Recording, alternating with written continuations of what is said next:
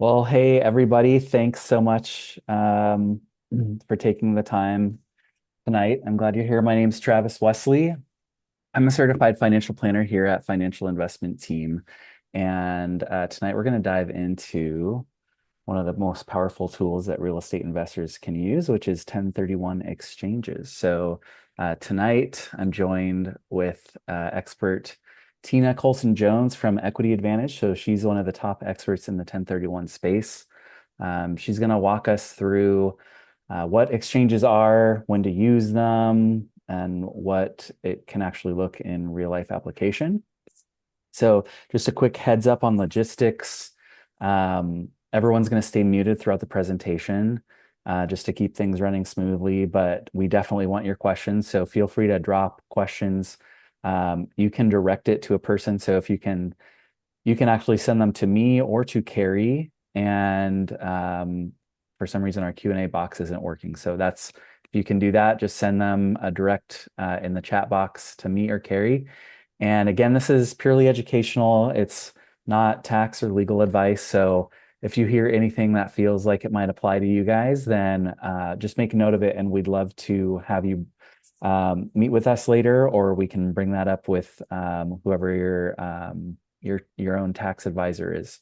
So with that, I'm going to hand it over to Tina and let her get us started.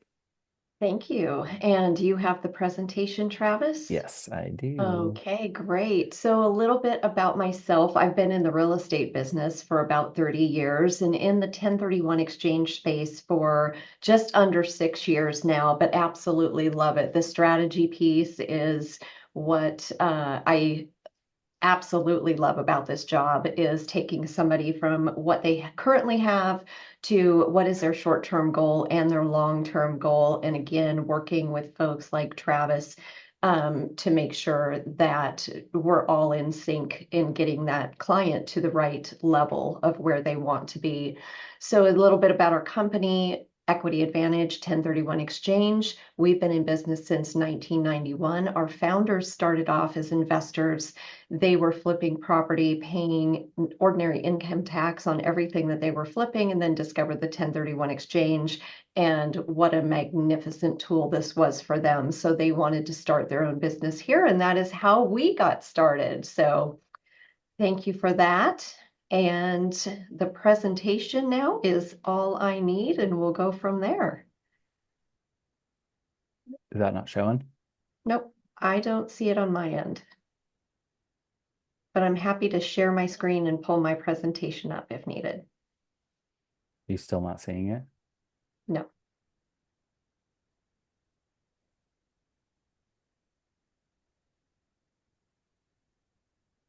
Here. I'm gonna make you host.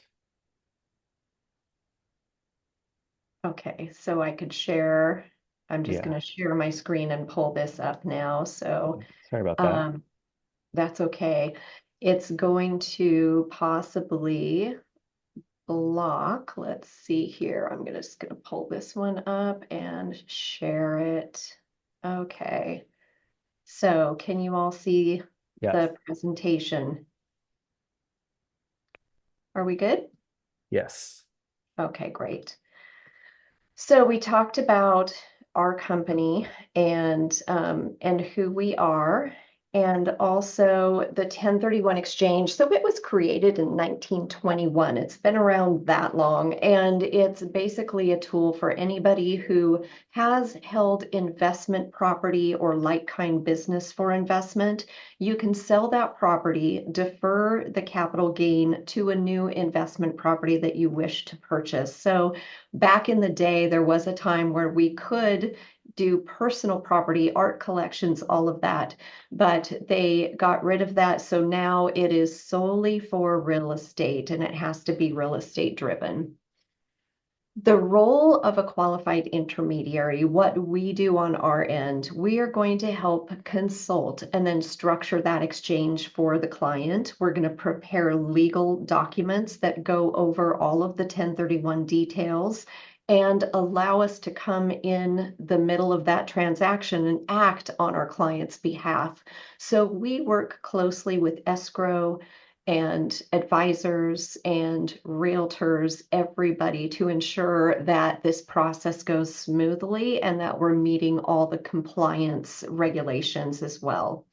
So we are bonded and insured, and we're your legal money holder in this transaction. So all of our funds are held in an interest-bearing account and they're never reinvested anywhere else. So as far as who can benefit from a 1031 exchange, anybody who has held real property for a period of time, we like to see a year or longer on that investment hold. It could be an owner of vacant land, a second home that's been used part-time and also rented out part-time. There's some strict rules around that we can go over. And then also, what if you have a primary residence, but maybe there's an ADU, an additional dwelling unit attached, or a home office, a shop used for business purpose, or we have maybe a lot of farmland and vineyards around here. We can always allocate funds. So we carve out the primary residence piece, and then we take the rest through the 1031 exchange to help defer that tax. The tax hit. So we work with people all across the nation. Locally, a lot of folks from Oregon may pay 9 or 12% on the state side, California 14.4, and then Washington is very fortunate currently because they don't have that tax upon the sale of their real estate. But on an appreciation level, they're going to get hit 15 or 20%. The depreciation can be up to 25%, and then specific income brackets may also see a 3.8% tax as well. So when we do the exchange, we're going to shift all of these categories of tax and simply kick that tax down the road so you have more money to purchase that next investment property. This is a great example of why an exchange is the powerful tool when it comes to this real estate investment. So if we've got somebody who purchased a property for 400,000 and it's been depreciated by 100,000 already by the time they sell it, they've got that $300,000 basis in that property. Now we're selling for 750,000 and we still have a mortgage to pay off. So in this particular case, this client is at a 40% combined tax bracket. So if they sell for 750 less their basis, that is 450,000 in gain at a 40% tax bracket, that's 180,000 out of pocket. So if somebody did a general sale and they paid that 180,000 out of pocket, they only have 320,000 in cash to reinvest. Whereas if somebody did an exchange, they're keeping that full 500,000 that is coming out from the net proceeds and they're infusing that into a new investment. So if we look at two investments based on, am I using 320,000 into this new purchase or 500,000? The investor that puts 25% down based on those figures, the general sale investor can purchase up to 1.28 million, whereas the person doing the exchange can go up to 2 million. So we're again infusing more capital into their pocket to grow that portfolio. And by the way, Travis, if anybody has questions, throwing them in the chat box, you can stop me at any time and I am happy to answer those questions, okay? So with exchanges, there are four cornerstones to the exchange process. One, to be an exchange, something is given away and something is received. Again, when you're selling the property and purchasing the property in the exchange, it must be held for sale at the time, or excuse me, must be held for investment at the time of sale. And it's supposed to be investment when you purchase it. Again, we're looking for growth with the 1031 strategy. When you're starting out as a new investor, you want to grow those doors. Oh, hey, Tina, I just want to make an announcement for everyone. There's a Yep. Q&A option. I think that's what happened tonight. So if you have questions you want to send in, the Q&A will go, and you can also send anonymously if you don't want to, if you want to Here you are. save face, but use the Q&A and that'll come up to us. Perfect. Thank you. Cornerstone number 2, items relinquished and received must be of like kind. So when we talk like kind, it's not the investment itself, it's more the nature of the investment. So if somebody is selling a single family residence, they don't have to buy another single family residence. They could buy land, a single family, multifamily, commercial property, or they could go into a Delaware statutory trust, a 721 UPREIT, or oil. So those are some of the passive investments that we're going to be talking about today as well. So you can go into any one of these. Cornerstone number 3, the napkin test must be satisfied. This napkin test stuck with a attorney who is trying to figure out value, equity, and mortgage in an exchange and how to get full tax deferral. And he literally wrote it on a napkin. So for our industry, you'll hear the napkin test. With the napkin test, again, your goal is you have equity and you want to use all of that cash proceed that is considered your equity. Your value of the property that you're selling is going to be your gross sales price, and you want to purchase something of equal or greater value. And then also the mortgage. The mortgage is there to offset the difference. So in these two examples, example 1, on our sale property, we're selling for $700,000 and we purchase a new investment property for $950,000. So we met that value criteria going up in value. We're using all of our equity or cash proceeds from the sale toward that new purchase, and the mortgage is offsetting the difference. So in that category, we've got full tax deferral. But what happens when somebody doesn't find exactly the property that they're looking for in the exchange that meets that value criteria, or maybe they need some cash out at closing? You can do that. You can go down in value and or you can pull cash out at closing. What happens though is in example 2, we've got the same sale, $700,000 sale, $400,000 in proceeds that coming back to us. But we went down in value by 50,000 on our new property. It's going to create boot, and boot is unlike property in an exchange. So with that $50,000, it's simply triggering tax on that amount only.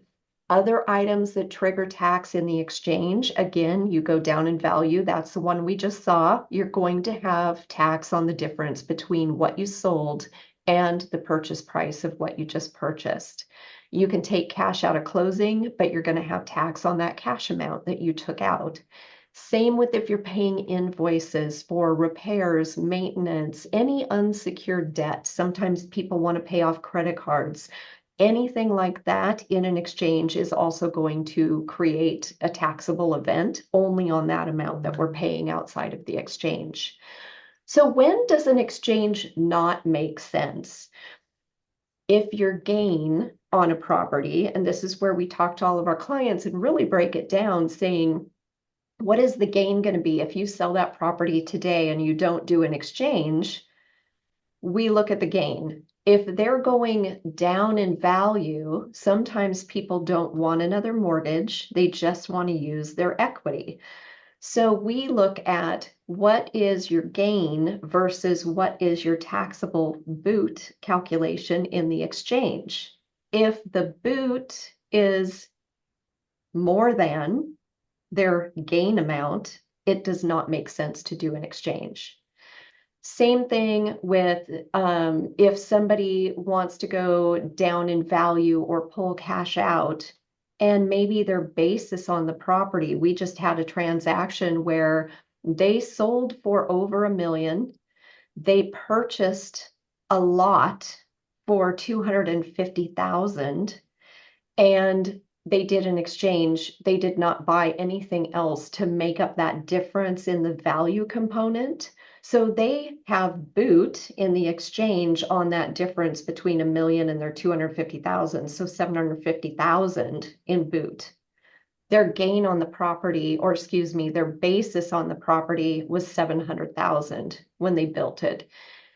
So in that particular case, it does not make sense to do an exchange either. So again, we look at all of these numbers and we make sure that the client is going in the right direction. If they're not, it's okay for us to say, don't do the exchange. It's going to put you in a worse position. Any questions? I have one question here.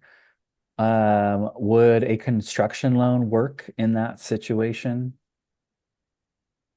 So you can do a construction loan with an exchange if you are looking to do an improvement on the property that you are purchasing. So there's a lot of different answers to that question, but yes, we do see construction loans for exchange properties.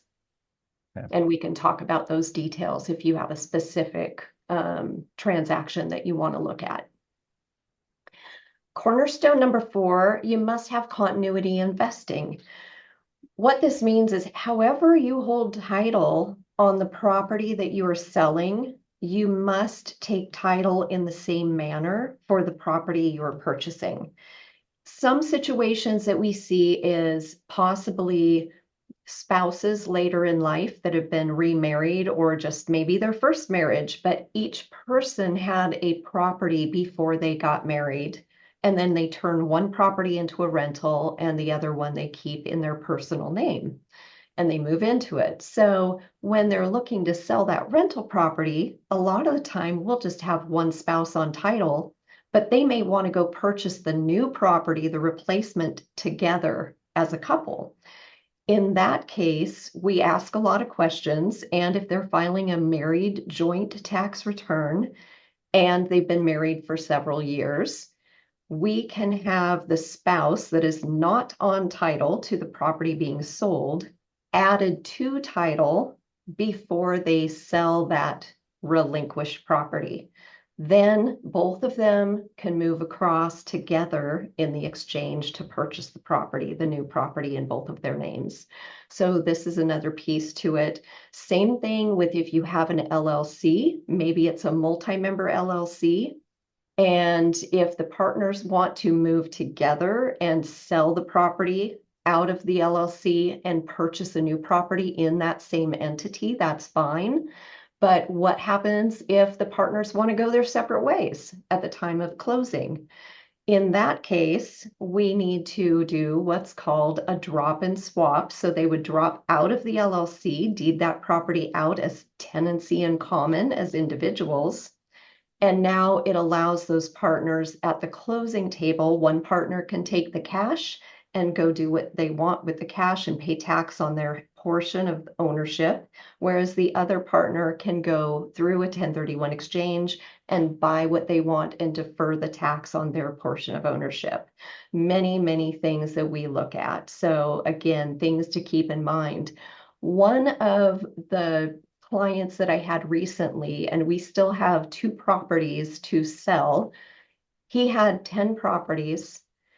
It was a couple, he was divorcing, and in the divorce proceedings, they came to the conclusion that all 10 properties must be sold. All of those properties were in the husband's name only, but they acquired them as a married couple and filed a joint married tax return for many years before he started selling the properties, because in this divorce decree, he had to pay his spouse 50% of all the profits, and he wanted to do an exchange with his funds. If he were to sell all of those properties and move forward without doing an exchange, then he would have a lot of tax base on having to pay his spouse out the 50%. We had him talk with his financial advisor, accountant, and attorney, and came to the conclusion that due to their scenario, we could add his wife onto title before they sold any properties. He could still go through the 1031 exchange, but now she is responsible for her half of the profits that came out of those homes and paying tax on her 50% ownership. Whereas our client who wanted to do the 1031 exchange, he was able to take his portion and move through and buy more investment properties. So it's situations like that that we really take the deep dive and say, what can we do to make this a more equitable transaction for everybody?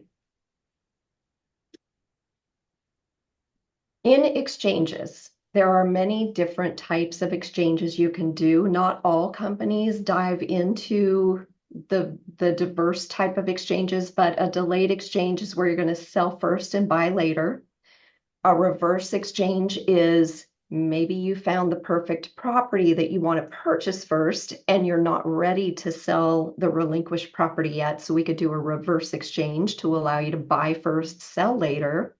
You can also do improvement exchanges where you're using proceeds from the sale property to not only purchase the new investment property, but utilize those exchange funds for improvements as well and have tax deferral on it. We also do what's called a leasehold improvement where people can not purchase a property, but use the proceeds toward a property they already own. And that property they're owning is held for investment. It could be a raw piece of land, and we can use proceeds to build on that land for investment purposes. And then also a blended exchange, which is a combination of any one of these. We're capable of doing them all. And again, it's just working through what is your strategy? What do you have now? And where do you want to go with it? We're going to help you get there. With any exchange, you've got a strict timeline. From the relinquished property closing date, if we're talking about a delayed exchange, sell first, buy later, you've got a total of 180 days to complete your exchange or purchase that new investment property with the proceeds. The identification period of 45 days is the first 45-day window of that 180-day period. So once that property closes and we receive the proceeds from the sale, that clock starts ticking. So people will go out, they'll identify their property in that 45-day window. It doesn't legally have to be under contract to identify it, but you want to feel pretty confident about what you're identifying. You can identify up to 3 properties of any value, close on one or all 3. If you identify more than 3 properties, now you hit what's called a 200% rule, meaning the accumulative value of everything identified cannot exceed 200% of the property that you just sold. So if you sell for 500,000 and you identify 4 or more properties, the accumulative value of those properties identified should not exceed $1 million. As long as you're within that $1 million range or that 200% range, you can close on one or all properties identified. What happens if you go over the 200% rule? Now it's kicking you into this third category called a 95% rule, meaning you have to now purchase and close on 95% of the total aggregate value of everything identified, or it will void out your whole exchange. So even if you identified 5 properties, closed on 2 of them, but didn't meet that 95% rule, you're not going to get any benefit from the exchange. So that one is very, very important. And I would say it's rare that we see that rule. How long is long enough? When we talk about holding a property, there are specific rules to how long you need to hold a property on specific cases. Typically, we like to see at least a year. So if somebody buys a property, they're holding it for a rental and they decide they don't want to keep it, they want to sell it and go buy another rental property, they can certainly do that. But we're going to say, how long have you held that property as a rental? If it has not crested a full year yet, then we want them to definitely talk with their CPA. It's all based on your intent. So there could have been a financial hardship. In this particular case, with this case study that I put up here, 4 months was deemed long enough. We don't say, yeah, go out and hold it for 4 months.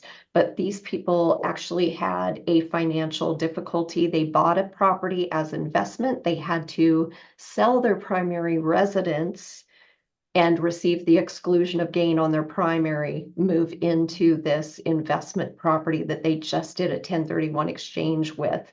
And they did win the IRS case in that specific situation. So typically, again, a year, if not 2 years, is what we like to see. Second homes definitely have a 2-year hold. The reason why is if you are selling a second vacation home and you are using that home personally, you need to make sure that you're minimizing your use to 14 days per year or 10% of the time it's rented at fair market value for the full 2 years prior to sale. And the same rule applies if you purchase a second vacation home that you want to utilize personally from the closing date. Again, 14 days per year is how much you can use it, and or 10% of the time it's rented at fair market value for a 2-year stint. So each 12-month period has those same rules for the first 2 years. And then you want to rent it a minimum of 14 days. So any other questions yet? Do you have your Q&A up? Just to make sure. Do you have that button open for you? I don't. It'd be down at the bottom. And all I can see is my full screen at the moment. Oh, okay. So, I don't have any questions at this time. okay, just keep me posted. Okay. If you are looking to grow your portfolio, your real estate portfolio, you're a young investor or even a middle-aged investor that's looking to still grow that portfolio, we call it swap till you drop. So you're going to start with one investment property, and we're allowing that 1031 exchange to give you more capital to work with. So a lot of our investors who are trying to build their portfolios, what they will do is they will go into their first property, they may rehab it, sit on it for a period of time as a rental, and then once it has depreciated and appreciated, they're ready to sell it again. So they'll sell that property and they may buy two properties. So they'll split their funds, buy two properties through the exchange, and then they may remodel those properties, hold those for a period of time, and they just keep repeating this process. Or we've got some folks who may sell, maybe they want to get out of the single family market. So they may sell 2 or 3 single family rentals that they have been holding on to for a period of time, exchange into an apartment complex with more doors. We see everything happening in different directions. So that is one way to grow that portfolio and really maximize your capital out of each property and go into something that you want and keep accumulating over time. When an heir inherits a property, they're going to get a step up in basis, meaning it's going to go to the current market value, and all gain is wiped clean at that point. So if an heir inherits a property, they can either hold that property as a rental for themselves. Now their basis begins at the new marker of what its current value is, so they don't have any gain. They could hold it and then possibly do an exchange down the road if they want to continue growing those investments, or they could sell it at the time that they inherit it. And again, there's no gain on the property if they sell at that time. There could be some estate tax, but the gain is wiped clean. What do we do for folks who are ready to retire? So now we're looking at the opposite. What are their options, right? They don't want more investment property to manage. So we look at somebody who maybe wants to find their long-term retirement home. They can take multiple investment properties and again, sell those through an exchange to buy one nice larger property, single family residence, they can convert it to a primary residence over a period of time, a year or two down the road, move into it, and it's not a taxable event until they actually have a sale on that property. So that's one thing that we see people doing, is go ahead and invest into this home that you want to live in. Additional options for retirement is passive investments. This would be the Delaware Statutory Trust, which we see a lot of, a umbrella partnership real estate investment trust, oil and mineral working interest, and then also qualified opportunity zones. The difference between these type of investments, you must be an accredited investor and meet that criteria before you can purchase into these portfolios of property. But it's a great way to go if you're not wanting to manage property because there are sponsors who own it and you're simply taking a fractional interest ownership in that portfolio. So with the Delaware Statutory Trust, they're going to turn over about every 6 years on average. So they're held 5 to 10 years. At the end of that time frame, when they cycle through, now you've got the option to exchange again into another investment. With the Delaware Statutory Trust, the Umbrella Partnership Real Estate Investment Trust, UPREIT is what we call them, and also oil and mineral working interest, you're going to receive a check in the mail every month, a 1099 at the end of the year, and it's, again, just a great passive investment way to go. On average, maybe around 4 to 6% on the conservative side is what we're seeing for those payouts, but it's up to your advisors who are selling these to really give you the different types of portfolios you can go into. But Delaware Statutory Trust, you can exchange into it and you can exchange out of it. If you go into an umbrella partnership real estate investment trust with the exchange, you still enter in through a Delaware Statutory Trust, but it automatically converts to this UPREIT. The UPREIT converts to REIT, Real Estate Investment Trust shares, and now you've got a liquid asset that you could monitor and sell off your shares at any given time, that you maybe have a loss in another year or in that same year. So you can offset the gain and decide when you want to pay that gain. With the oil and mineral working interest, you can exchange into it. It's an all cash investment. And again, when you're ready to exchange out, there is no specific timeline besides making sure you crest that 1 year rule that we looked at earlier. And then you could sell your interest in that if it's not an investment that you want to stick with. The Qualified Opportunity Zone Fund, whole nother beast, right? So we look at this as an alternative to 1031 exchange. The QOZ, Qualified Opportunity Zone, you can go into that, but instead of infusing the full value amount that you would have to infuse if you were doing a 1031 exchange for full tax deferral, what's happening with the QOZ is you take your cash, but you only have to infuse the gain amount into the QOZ. Now your money is held for a period of 10 years. At the end of that 10 years, you're going to have tax-free growth on your money, but it's only deferred. That gain is deferred for a period of time. Right now, anybody who is in this fund is going to have to pay their tax for the 2026 tax year. But again, their money's going to ride for that full 10-year period, and then it's tax-free money.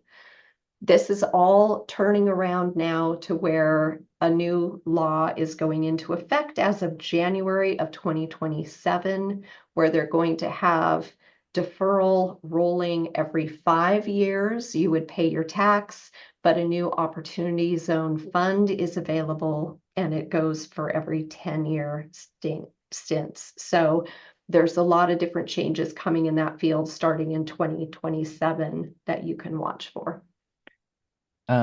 I just wanted to have a quick interjection about what an accredited investor is.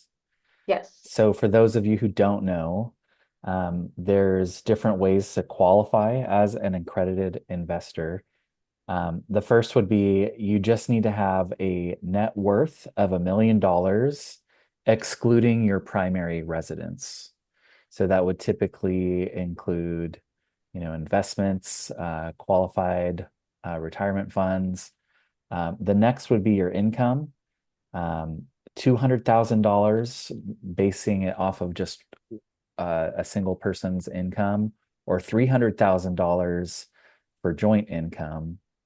And so if that's how you're applying, and then as well, if you do have a Series 7, 65, or 82 securities license, those are alternative ways as well. Great. Thank you, Travis. And some of the ways that people are using these passive investments is even if they have an exchange that is being done, maybe they went down in value from what they're selling to what they purchased, and they still want to own real estate. They could purchase their future primary residence and then take the balance of funds and put it into a Delaware statutory trust or an UPREIT. So these are ways that they're splitting funds, maximizing the exchange and that tax deferral, and also getting them where they want to go for their retirement on that exit strategy. The other nice thing is when we're talking about that napkin test, if somebody has debt on the property that they're selling and they don't want to get another mortgage and they meet these accredited investor criteria rules, they can go into the Delaware Statutory Trust. Many of these portfolios also have a debt component built in. So instead of an all cash investment, if you've got debt on that property you're selling and you want to meet your full exchange value and using all of your equity, you're still using 100% of that equity, but purchasing into that portfolio that matches your debt.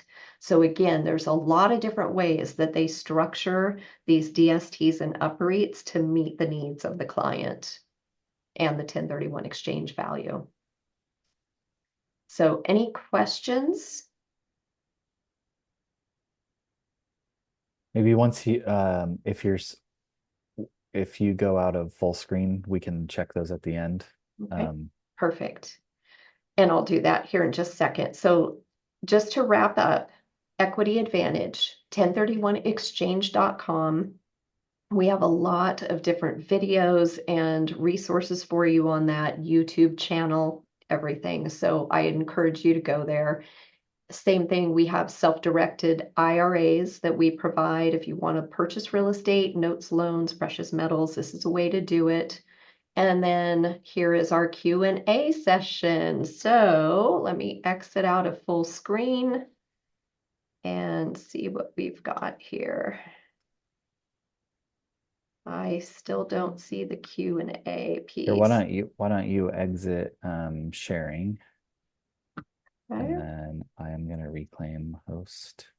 there we go. Okay, I am seeing them now. Let's see. So would you mind revisiting how the boot is defined?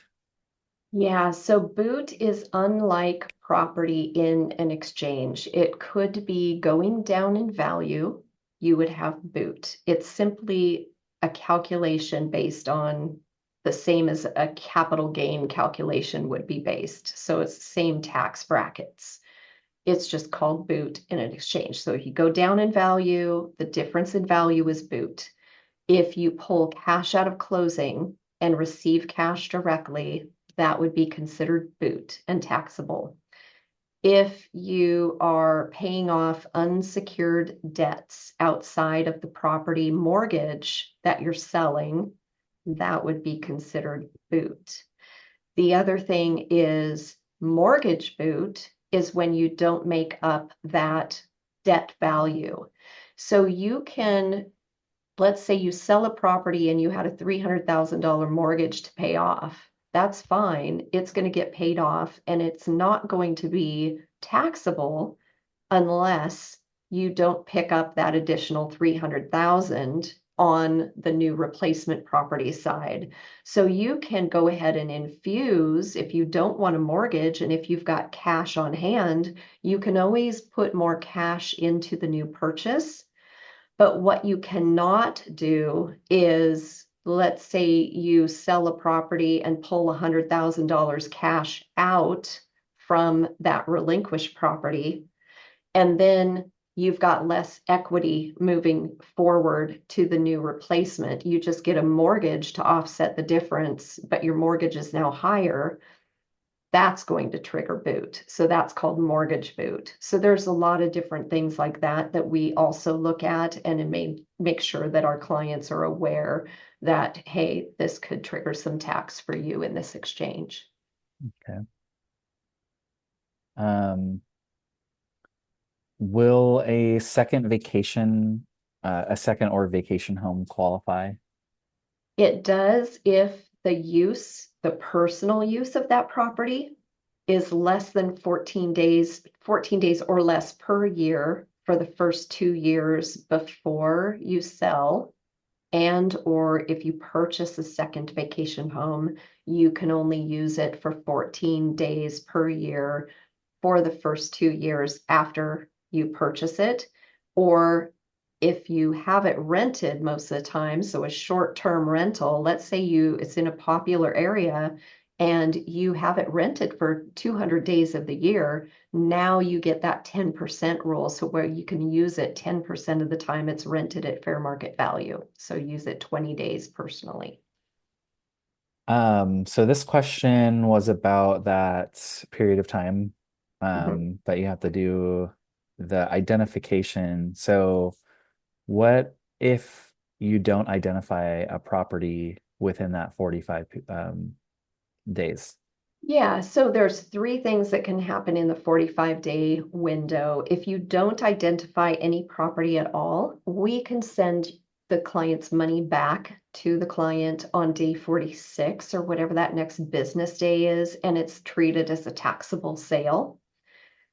In that 45-day window, we're held by IRS rules, a G6 rule that states, again, when we can release funds. So if somebody enters into the exchange and they're maybe 15 days into the exchange out of that 45-day window and they say, I'm not going to do an exchange now, I just want my cash out, know that we cannot release that money until day 46, because if the client, let's say we did release the money and then the client came back on day 35 and said, I found a property, I want to do this exchange, it would be too late. We already released the money. So we have to hold it for that 45-day window minimum. Then we can release on day 46. If you identify property and it falls through in the 45-day window, you can always re-identify more property within that 45-day window. And if we exceed the 45 days, let's say somebody identified, we've now passed and we're into day 60 of the exchange, and now we cannot close on anything that was identified. It all fell through. In that case, the money is going to be tied up through 180 days, that full exchange period, and will release the funds on day 181. Okay. Um, that one seems tricky. I really liked the the idea of getting liquidity kind of through these different steps. So there was the DST to UPREIT, and then I don't think everyone is as familiar with those things. Maybe some people have heard of REITs, Yeah. but what does that process look like maybe from like a timeline perspective, and Mhm. who would maybe be an ideal person to implement that? Yeah, so I have a farmer actually who just sold a nice farm with a primary residence on it. It was a multi-million-dollar piece of land, and they wanted this exit strategy. So they put their money into a couple Delaware statutory trusts, and you have the option at that time. There are some DSTs, we'll call them, that are already slated to become an umbrella partnership real estate investment trust. And again, if you choose that option, now you're going for the liquidity. And with that uprate, it goes into the Delaware Statutory Trust. It's going to be there for probably maybe 2 to 3 years, and then it goes into the uprate units. So now it's transferred into this second category, which could be 3 to 5 years, and now it's automatically transferred to the REIT. And so at that point, you've got the liquidity and the shares. So maybe a 3 to 5 year stint overall. And it is the portfolio sponsors who will dictate those, maybe not a solid timeline, but they can give you a better idea of the timeline in which you're going to have that liquidity. Um, we don't sell the DSTs, but yes, as long as you've got the security license to sell them, then you're going to have all of those sponsors who are reaching out with their portfolios that are available. So you can see, again, what those timelines possibly could be and what the payouts could be on that for the yield. Okay, we've got a few more here.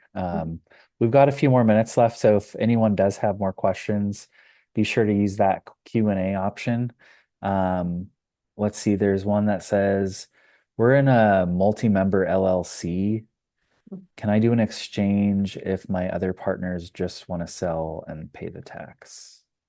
If the other partners, so it depends on how that LLC is structured, as long as the other partners are willing to drop you out directly as tenancy in common with the other members who want to remain in the LLC, that's fine. You can do an exchange. So you would just simply deed out again as tenancy in common out of the LLC into your personal name or a single member LLC if you want to do that.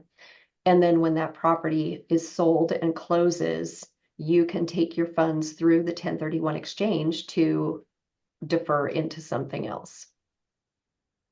Okay, So thank we you. call that the drop and swap is what it's called in the exchange world. You're dropping out of the LLC and swapping across for something else. That's right. There was another one that sounded like that, a different swap. It was A like the swap and drop. oh no, it was like the keep swapping one. Keep swapping. 1031 exchange, keep Yeah. swapping until you drop. Yeah. Swap till you drop. Um, That's what it was. and as you're talking about LLCs, something else we run into periodically is maybe there's a multi-member LLC and you're nearing closing date and then decide, wait, I should have done an exchange.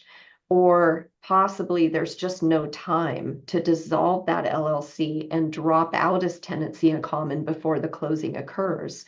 So in this case, you can do what's called a swap and drop, meaning you go ahead and close in that LLC entity. So when the partners want to go their separate ways, again, the partners need to agree to this to do the exchange, but you can create single member LLCs for each partner, purchase properties per each partner what they want in the exchange, and we close the deal under the single member LLCs for the property each partner wants, but the overarching entity, the mother entity, is still the single member of these individual LLCs. After a period of time, a year or longer, whatever the CPA deems long enough, they will then assign the membership interest from that mother LLC to the individuals as the single member of their single member LLC they created. So now they have dropped out of the main LLC. They each own their own respective properties as they wanted to, and they still claim all of that tax deferral. So I know we went into the weeds on that one, but it's all doable. That's the This fun is why there's people like you to help. part. Yes, yes. Strategy. Um, It's all about the strategy.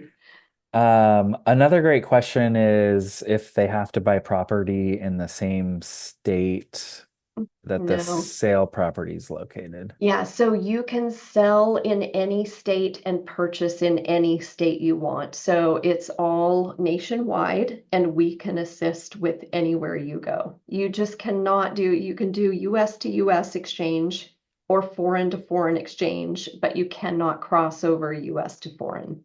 Okay. Um, let's see, these were answered. Oh, I don't know. This one is kind of weird. Can I purchase my parents' home? And that's a great question. So, as an exchanger, you can purchase a parent's home if that parent is holding it for an investment property. It cannot be their primary residence. However, if a parent or sibling would like to purchase a property that the exchanger is selling, that's fine. So a related party can purchase from the exchanger, but the exchanger cannot purchase from their related party unless that related party is also doing an exchange. So it has to be investment property. And then all parties, once they've completed their exchanges, have to hold the properties for a solid 2 years, and then they meet the guidelines. They all have to kind of be doing the same thing, Yes, similar properties. Okay, got it. correct. Interesting question. This one kind of goes back to the boot, I think, is can I carry a note for the buyer of Oh, my property? yeah. So if you are a seller in the exchange and you want to carry a personal note for the buyer, that note represents equity in your sale. And to have a full tax deferral on your exchange, you need to make the equity whole. So what you do is if you carry a note, you've got a few options. One, bring in cash to offset that note. So if somebody is saying carry $100,000 note for me, you would want to have $100,000 sitting in your bank account to cover that note during the exchange for you to receive full tax deferral. Otherwise, that 100,000 is going to be taxable as boot. The other options are sell the note to a third party. You're going to have boot probably on a discount when you sell to a third party. So there is some tax there. Or you can take the tax hit and just use your remaining equity toward an exchange. And again, that note would be taxable. Okay.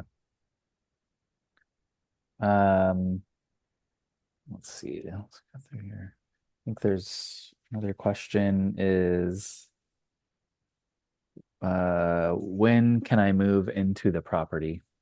Yeah, so if you convert a property from an investment that you've exchanged into, you want to wait a period of time, again, at least a year, if not 2 years. Whatever your CPA is deeming long enough, what they're comfortable with, that's what I would go with.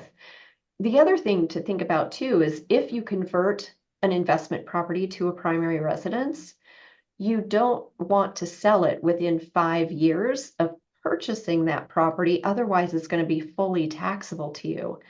If you rent it for 2 years, live in it for 4 years, and then decide to sell on year six, now you're going to get a little bit of the exclusion of gain since it's a primary residence and you've lived in it for 2 of the preceding 5 years, and then you just simply pay tax on the balance. So it does give you a little bit of relief if you do that. Just don't sell it within the 5 year period of purchasing as a primary residence.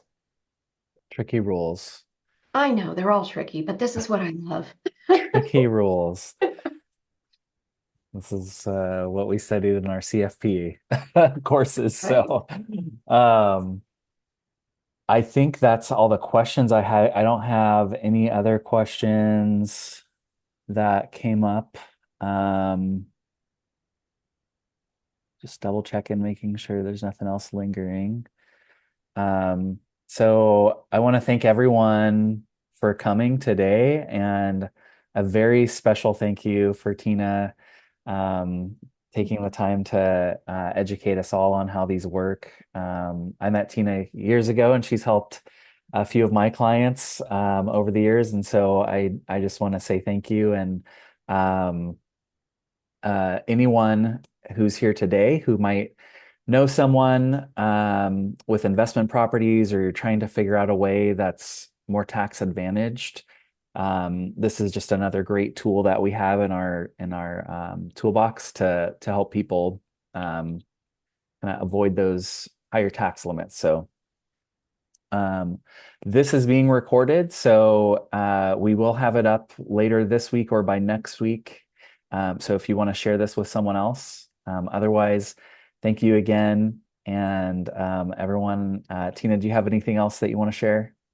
I don't. Thank you so much, you guys, for allowing me to be here and speak tonight. Really appreciate that. But anybody with any questions, please reach out and I am happy to help however I can. With that, all right. Well, thank you, everyone. Have a great August, and we'll look forward to seeing you all next month. Thank you, Travis. Bye.